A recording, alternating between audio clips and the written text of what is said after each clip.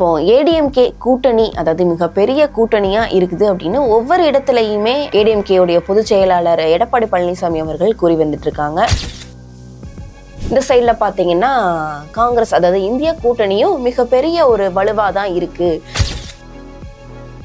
இப்போ என்னன்னா திமுக கூட்டணி மக்கள் மத்தியில் என்ன அதே ஆட்கள்பா, ஏகப்பட்ட வாக்குறுதிகள் கொடுத்து அதே ஏமாத்தினா அதே முகங்கள். உங்களை மாதிரி நிருபர்கள் என்ன கேள்வி வேணா கேட்கலாமா? எல்லாம் இக்கட்டான கேள்வி எல்லாம் கேட்டாங்களா? டிடிவியை பார்த்து நீங்க இப்படி எல்லாம் பேசுனீங்களா, எடப்பாடியை பார்த்து நீங்க அப்படி எல்லாம் கேட்டாங்களா? வைகோ ஸ்டாலின் ஒரே மேடையில் அது மாதிரி சொன்னாங்களா? ஸ்டாலினை முதலமைச்சரானா என் கல்லறையை கூட மன்னிக்காதுன்னு சொன்னார்ல.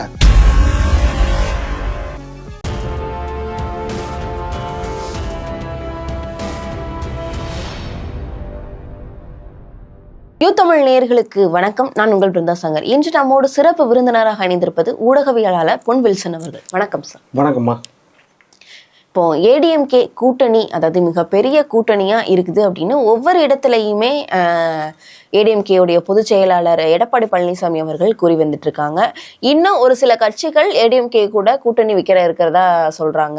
இந்த சைட்ல பாத்தீங்கன்னா காங்கிரஸ், அதாவது இந்திய கூட்டணியும் மிகப்பெரிய ஒரு வலுவா தான் இருக்கு. அதாவது எங்களுடைய கூட்டணி சரியில்லை அப்படின்னு சொல்லிட்டு ஒரு பொய்யா கட்டமைக்கிறாங்க அப்படின்னு சொல்லிட்டு முதல்வர் அவர்களா இருக்கட்டும், இல்லைன்னா காங்கிரஸ் செல்வ பெருந்தகை அவர் மாநில தலைவர் அவரா இருக்கட்டும், ஒவ்வொருத்தவங்களும் ஒவ்வொரு விஷயங்களை சொல்லிட்டு இருக்காங்க. உண்மையாவே எந்த கூட்டணி ஸ்ட்ராங்கா இருக்கு நீங்க நினைக்கிறீங்க சார்? இப்போ நீங்க உண்மையில பார்த்தீங்கன்னா ரெண்டு பேரும் கூட்டணி வச்சிருக்காங்க. எது மைனஸ்ல இருக்குது, எது பிளஸ்ல இருக்குது, இது நீங்க அதாவது கணக்கெடுப்பெல்லாம் நடத்துகிறாங்கல்ல, அதெல்லாம் விட்டுருங்க. என்ன இப்போ என்னன்னா அதிமுக கூட்டணி எப்படி இருக்குது, திமுக கூட்டணி இருக்குது. எது மைனஸ், எது ப்ளஸ்? திமுக கூட்டணியை பொறுத்த வரைக்கும் ஏற்கனவே இருந்த அதே கூட்டணி தானே. 2019 இருந்துச்சு, 2021 இருந்துச்சு. 2019 53% வாங்கினாங்க. 2021 அதே கூட்டணி 45%, 8.5% குறைஞ்சிச்சு. எதுக்காக குறைஞ்சிச்சு? இப்போ இதே கூட்டணி தான் திமுக. அதே கூட்டணி நாடாளுமன்ற தேர்தலேருந்து சட்டமன்ற தேர்தல் வரும்போது 8.5% குறைஞ்சிருச்சு. எதனால் குறைஞ்சிச்சு, எந்த புள்ளி வருமா இதை சொல்ல முடியுமா? யாராவது ஒருத்தர் கணக்கெடுப்பு நடத்துகிறவங்க சொல்ல முடியும். 8.5% சட்டமன்ற தேர்தல் குறைஞ்சிச்சு. அதே அதிமுக கூட்டணி நாடாளுமன்ற தேர்தலுக்கு 30 வாங்குச்சு, சட்டமன்ற தேர்தலுக்கு 40 வாங்குச்சு, 10% கூடிருச்சு. அது எதனாலும் சொல்ல முடியுமா? மைனஸ் நிறையா இருந்துச்சு அதிமுக பக்கம். எப்படின்னா 10 வருஷம் ஆன்டி இன்கம்பன்சி இருக்கும். அதிமுக ஆட்சி நடந்துச்சு, ஜெயலலிதா அம்மா இல்லை. அப்படி இருக்கும்போது ஆனால் 10% கூடிருச்சு. நாடாளுமன்ற தேர்தலுக்கும் சட்டமன்ற தேர்தலுக்கும் இதுதான் வித்தியாசம். கூட்டணிக்குள்ளேயும் வித்தியாசம். இப்போ என்னென்னா திமுக கூட்டணி மக்கள் மத்தியில் என்னன்னா அதே ஆட்கள்பா, ஆஹா நம்மளை இவங்க தான் இந்த 5 வருஷத்தில் ஏகப்பட்ட வாக்குறுதிகள் கொடுத்து அதே ஏமாத்தினா அதே முகங்கள். அந்த முகங்கள் தான் மறுபடியும் வராங்க, மறுபடியும் ஓட்டு போடுன்றாங்க. அதிமுக கூட்டணியில் பார்த்தீங்கன்னா கடந்த காலத்தில் என்ன சொன்னாங்க, யாரும் அதிமுக கூட சேர மாட்டாங்க அப்படின்னு சொன்னாங்களா இல்லையா? அதிமுக மட்டும்தான் பிரச்சாரத்தை முன்னெடுத்தது. அதற்கு பிறகு பார்த்திங்கன்னா பிஜேபி சேர்ந்துச்சு. அதற்கு பிறகு பாட்டாளி மக்கள் கட்சி சேர்ந்துருக்குது, தமிழ் மாநில காங்கிரஸ் சேர்ந்துருக்குது. அதேமாதிரி ஜான் பாண்டியன் கட்சி, ஏசி சண்முகம் கட்சி, பாரிவேந்தர் ஐயா கட்சி, அப்புறம் பார்த்திங்கன்னா இப்போது இவங்களும் சேர்ந்துருக்காங்க. யார், நம்ம டிடிவி தினகரன், அம்மா மக்கள் முன்னேற்ற கட்டம். இப்போ எல்லாம் சேர்ந்து இன்னும் வலுவடைஞ்சிருச்சு, நல்லா வலுவடைஞ்சிருச்சு. ரெண்டு பக்கமும் பார்த்தீங்கன்னா இந்த பக்கம் பார்த்தீங்கன்னா முனைப்பு எந்த அளவுக்கு போயிட்டாங்க. முதல்ல அமித்ஷா வந்தார். அமித்ஷா அடுத்தது என்ன செய்தார்? முதல்ல எடப்பாடி பழனிசாமி டெல்லியில் போய் பார்த்தார். அதே மாதிரி தான் இன்றைக்கி கனிமொழி அம்மா போய் பார்த்துருக்காங்க இங்கேருந்து. ஆனால் அவங்க சொன்னாங்க, இவர் தானே தலைவர், எடப்பாடி தானே, அவர் தானே இங்கே வந்து பார்க்கணுன்னாங்க. சொன்னாங்களா இல்லையா? இப்போ அந்த கூட்டணி யார் தலைவர்? இந்தியா கூட்டணிக்கு ஸ்டாலின் தானே தலைவர். ஸ்டாலினோட முகம் தானே கனிமொழி அம்மா. இவங்க ஏன் அங்கே போய் பார்த்தாங்க? பார்த்தீங்களா? இதுதான் புரியுதா? தனக்கு வந்தால் ரத்தம், தனக்கு வந்த தக்காளி சட்னி மற்றவங்க வந்தால் ரத்தம். இதுதான் திமுக நிலைப்பாடு. அது ஒரு பக்கம். இன்னொரு பக்கம் சொல்கிறேன், அடுத்த கட்டம் என்னாச்சு? முரண்பாடு உள்ள கட்சி, கடந்த காலத்தில் திட்டிகிட்டு இருந்த கட்சி, ஒருத்தர் எல்லாரும் ஒரு பொது பிரச்சனைக்காக ஒன்றா நின்றுட்டாங்க. அதுதான் தேர்தல்னு. அதுதான் முரண்பாடு இருக்கும், ஆனால் தேர்தல் நேரத்தில் ஒரு பொது நோக்கத்திற்காக ஒன்றாக இருப்பார்கள். அதுதான் தேர்தல் உடன்பாடு. ஒன்றா நின்றாங்க, ஒரே மேடையில் பேட்டி கொடுத்தாங்க. அதை நீங்கள் நல்லா பார்க்கணும். கடந்த காலத்தில் ஒருத்தர் முரண்பாடோடு திட்டிட்டு இருந்தவங்க டிடிவி தினகரன், எடப்பாடி பழனிசாமி, அதிமுக, அம்மா மக்கள் முன்னேற்றவும் கண்டிப்பாக முரண்பாடு உள்ள கட்சிகள் ஒன்றா சேர்ந்துச்சு. சேர்ந்த உடனே 2 பேரும் ஒரே இடத்துல உட்காந்து பேட்டி கொடுத்தாங்களா? உங்களை மாதிரி நிருபர்கள் என்ன கேள்வி வேணாலும் கேட்கலாமா? எல்லாம் இக்கட்டான கேள்வியெல்லாம் கேட்டாங்களா?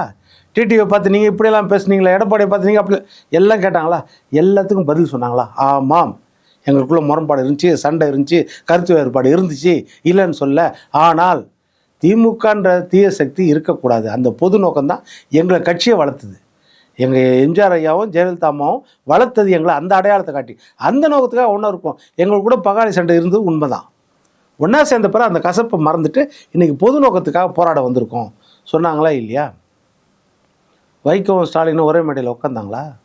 அது மாதிரி சொன்னாங்களா? ஸ்டாலினை முதலமைச்சரானா என் கல்லறையை கூட மன்னிக்காதுன்னு சொன்னார்ல. இதெல்லாம் விட ரொம்ப கேவலமான வார்த்தையெல்லாம் கலைஞரை பற்றி சொன்னார்ல. தொழில் அது இதுன்னு பேசினார்ல. சரி, ஒரே மேடையில் உட்காந்து 2 பேரும் ஒன்றா சேர்ந்துட்டீங்க. சரி, கடந்த காலத்தில் திட்டிட்டு இருந்தவங்க ஒன்றா சேர்ந்துட்டீங்க. ஒரே மேடையில் உட்காந்து நிருபர்கள் கேட்குற கேள்வி பதில் சொல்லியிருக்கலாம்ல. ஏன் சொல்ல? அப்போ தெரியுதா எந்த கூட்டணி முரண்பாடு உள்ள கூட்டணி? இது அடுத்த கட்டத்துக்கு இருந்தாலுமே நாங்க அந்த கூட்டணி, அதாவது எங்களுடைய கருத்துடைய கூட்டணி அப்படின்றதுனால நாங்க ஸ்ட்ராங்கா தான் இருக்கும். திமுக கூட்டணியில தான் நாங்க தொடர்ந்து பயணிப்போம் அப்படின்னு தானே சார் எல்லாருமே சொல்றாங்க. திமுகல இருக்கக்கூடிய கூட்டணி கட்சிகள் எல்லாருமே அதை தானே சொல்றாங்க. இன்னைக்கு காங்கிரஸ் தலைவர் ராகுல் காந்தி சொல்லிட்டாரா? ராகுல் காந்தி இது வரைக்கும் என் வாய் திறக்கல. சொல்லுங்க. இப்போ இங்கே அமித்ஷா சொல்லிட்டாரு, எடப்பாடியார் சொல்லிட்டாரு, எல்லாரும் சொல்லியாச்சு இங்கே, ரைட்டா? எல்லாரும் அதே மாதிரி அடுத்த கட்ட என்ன, பியூஷ் கோயல் பொறுப்பாளரை நியமிச்சாங்க.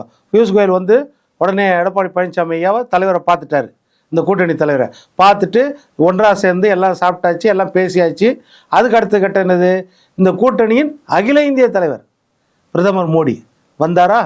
எல்லாரையும் மேடையில் ஒன்றா நிற்க வச்சாரா? கரெக்டாக தேர்தல் பிரச்சாரத்தை எப்படி முறைப்படி பண்ணணுமோ அந்த வகையில் பண்ணாங்களா? விருப்ப மனு வாங்கினாங்களா? அதிமுக ஆஃபீஸில் விருப்ப மனு வாங்கி விருப்ப மனு நேர்காலையிலே நடத்தி முடிச்சிட்டாங்களா? எல்லாம் முடிச்சாச்சா? இப்போ திமுக கூட்டணியில் என்ன இருக்குது? இன்றைக்கி வரைக்கும் காங்கிரஸ் நவம்பரில் குழு அமைச்சிட்டாங்க. கிரீஷ் சோடங்கர் தலைமையில் காங்கிரஸில். அவர் என்ன சொன்னார்? டிசம்பர் 15ஆம் தேதிக்குள்ளே எங்களுக்கு சொல்லணும், நாங்கள் பிரச்சாரத்துக்கு போனோம், எங்களுக்கு பேசுங்க. இன்னைக்கு வரைக்கும் திமுக குழுவும் அமைக்கல, பேசவும் செய்யலை காங்கிரஸ் கூட. அதே நேரத்தில் காங்கிரஸ் இன்னொரு நிலைப்பாடு என்னகுது, விஜய் கூட போயிடலாம், அந்த நிலைப்பாடு ஒரு பக்கம் பேச இருக்குது. இப்போது எந்த கூட்டணிக்குள்ளே குழப்பம் இருக்குது? இதெல்லாம் குழப்பம் கூட்டணிக்குள்ளே. இந்த கூட்டணியை மட்டும் கிடையாது, கூட்டணி ஒருங்கிணைப்பு தேவை, அது ஒற்றுமை தேவை. அது அதிமுக கூட்டணியில் நிறைவாகவே இருக்குது. அடுத்த கட்டம் எடுத்துனா மக்கள் மத்தியில் அதிருப்தி பயங்கரமாக இருக்குது திமுக மேலே.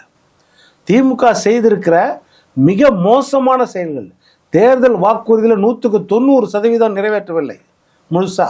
எல்லாருக்கும் நல்லா தெரியும். அடுத்தது சட்டம் ஒழுங்கு பிரச்சனை. இருந்தாலும் நீங்க இவ்வளவு விஷயங்களை முன் வச்சு சொல்றீங்க, இருந்தாலும் மக்கள் மத்தியில திமுகவிற்கு வரவேற்பு இருக்கு, அதனால நாங்க 2.0 அமைப்போம் அப்படின்னு அவர்கள் சொல்றாங்களே சார், இதை எப்படி புரிஞ்சுக்கொள்றது? தோக்குற வரைக்கும் அப்படிதானே சொல்ல முடியும். அவங்க மக்கள் மத்தியில் நம்ம எந்த மக்கள் திருப்தியா இருக்காங்க? ஏதாவது ஒரு மக்கள் சொல்லுங்க. அரசு ஊழியர்கள் திருப்தியாக இருக்காங்களா? ஆசிரியர்கள் திருப்தியாக இருக்காங்களா? 1 மாத சம்பளத்தை பிடிச்சிட்டாங்க. இப்போது பார்த்தீங்களா? ஆசிரியர்கள், பகுதி நேர ஆசிரியர்களில் பார்த்தீங்கன்னா கண்ணன் ஒரு ஆசிரியர் இறந்தே போயிட்டார், தற்கொலை பண்ணிக்கிட்டார். இது போல் என்னை காலத்தினால நடந்துக்கிட்டா? அதான் படித்தவங்க நாளைக்கு தலைமுறையை உருவாக்குறவங்க அவங்க மனம் விதிவி தற்கொலை பண்ணிக்கிறாங்கன்னா நிலைமையை பாருங்கள் எப்படி இருக்குதுன்னு. அப்போது சூழ்நிலை எப்படி இருக்குது? இடைநிலை ஆசிரியர்களுக்கு என்ன ஆச்சு?